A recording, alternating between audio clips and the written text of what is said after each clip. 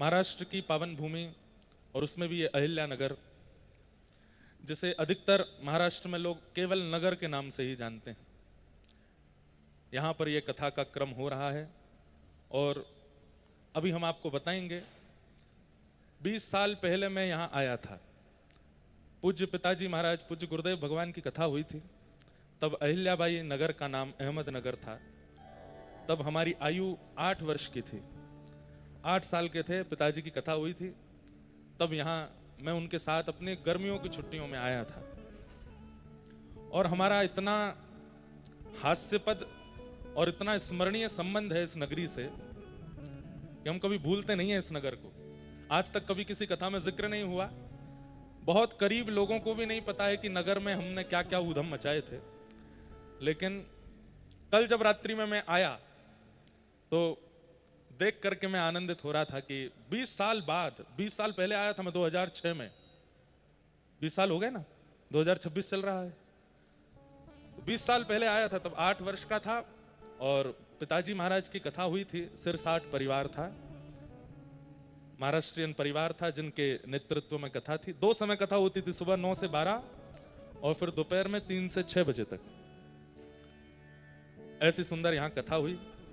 छोटे से हम थे, कथा में कम बैठते थे, ऊधम ज्यादा मचाते। वड़ा पाव खाने जाता था तो तब हम धीरे धीरे बड़े हो रहे थे। तो जिनके यहाँ कथा थी उनके यहाँ खूब सारी बाइक स्कूटियां थीं। तो एक हमारे पंडित जी हैं गुरुदत्त जी, उनको संग लेकर के मैं निकलता था।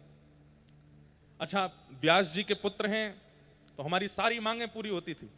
हमसे यजमान जी पूछते थे, छोटे महाराज जी आप बताओ अब क्या। बड़े महाराज जी तो कुछ करते नहीं, कथा करते हैं, वो तो कहीं जाते भी नहीं, आप बताओ क्या करना। हमने कहा हमको खूब आनंद कराओ, खूब वड़ा पाव खिलाओ।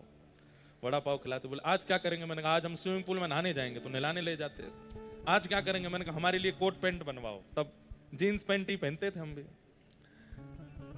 एक दिन की बात, स्कूटी पर पंडित जी के साथ हम निकले। कथा में तो बैठते कम थे, कुछ खा पी करके लौट के आए तो एक जगह दुकान से कुछ खरीदना था। तो पंडित जी स्टैंड पर स्कूटी लगा के चले गए। ध्यान से सुनना, हमारी बालपन की एक स्मृति आपको बता रहे हैं जो इसी नगर की है। तो पंडित जी चले गए दुकान पे, मैं स्कूटी पे बैठा था और मैं चाबी देखूं, चाबी लगी है, पंडित जी भी चले गए। ये बढ़िया अवसर है, थोड़ा चला के देखें। इतनी हमारी ज्यादा से ज्यादा कदकाठी होगी। अब वो तो गए दुकान पर, हमने घुमाई और सेल्फ लगाया। पैर आते नहीं थे नीचे। नीचे खड़े होकर के थोड़ी थोड़ी रेस दी। जैसी वो थोड़ी गति हुई तो मैं ऊपर बैठ गया, स्टैंड हटा के खूब दूर तक ले गया।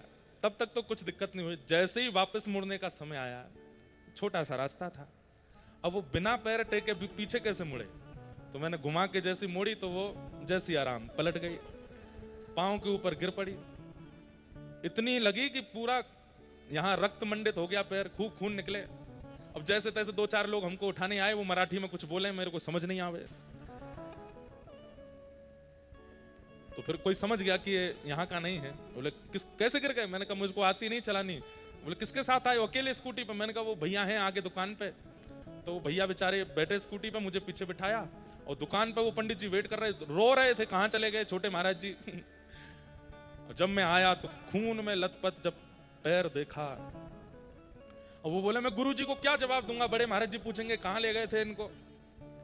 मैंने कहा आप चिंता मत करो, आप तो बस मेरी पट्टी करवाओ। और कथा में कितनी, बोले अभी 4 बज रहे हैं, 7 बजे तक कथा है। मैंने कहा सब हो जाएगा, पट्टी करवाओ। पैर की पट्टी करवाई, डॉक्टर के पास ले गए, इंजेक्शन वगैरह लगवाया। अब कुर्ता पजामा पहना था मैंने। हमने कि अभी पजामा तो हमारा फट गया, खराब हो गया, नया पजामा खरीदते हैं। तो दुकान पर जाके नया पजामा खरीदा। अब पुराने पजामा का क्या करें। तो एक जगह मट्टी खोद करके उसको गाड़ दिया भीतर कि किसी को पता ना चले। आके चुपचाप कथा में बैठ गए, जैसे कुछ हुआ ही नहीं। अब दिन तो निकल गया। जब रात्रि में हम पिताजी के पास ही सोते थे, रात्रि में बुखार आया खूब तेज। और जब उठे सब बोले क्या बात है, क्यों इतनी तेज बुखार आया। तो बेचारे वो पंडित जी बड़े हाथ जोड़ के बोले, वो छोटे महाराज जी स्कूटी ले ला। और वो स्कूटी टूट गई थी किनारे से, उसको चुपचाप ले जाके गैराज में खड़ा कर दिया, किसी को पता नहीं चले। सुबह जब जिनकी वो थी उन्होंने चलाई तो कहीं कहीं से उसकी आवाज आवे और वो लड़खड़ावे चलने में। अगले दिन पता चला ये छोटे महाराज जी नगर की गलियों में गिर गए हैं, फोड़ फाड़ लाए हैं अपने घुटने, चुपचाप चिकित्सा भी करवाए आए, पजामा भी दूसरा पहने आए, पुराना पजामा कहीं गाड़ दिया, अभी मैं ढूंढूंगा जाके वो है कि नहीं वहां पे। तो ये हमारी एक स्मृति है नगर की। वो भी बड़े अच्छे थे जिन्होंने कथा कराई, आए होंगे संभवतः कथा में, हैं? हाँ, कल आएंगे। अब तो बहुत उम्र हो गई होगी उनकी भी, लेकिन हमारा नगर का बड़ा अच्छा। हम एक दिन यहाँ से शनि सिग्नापुर दर्शन करने गए, शनि महाराज के, और आसपास में भ्रमण करते थे।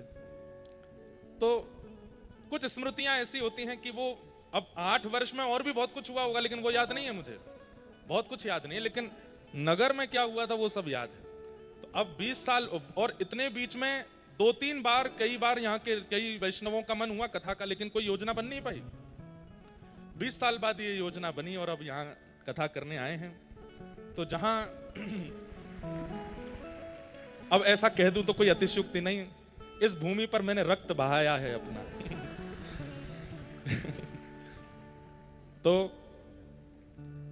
इस भूमि पर हमारे खून का ऋण है।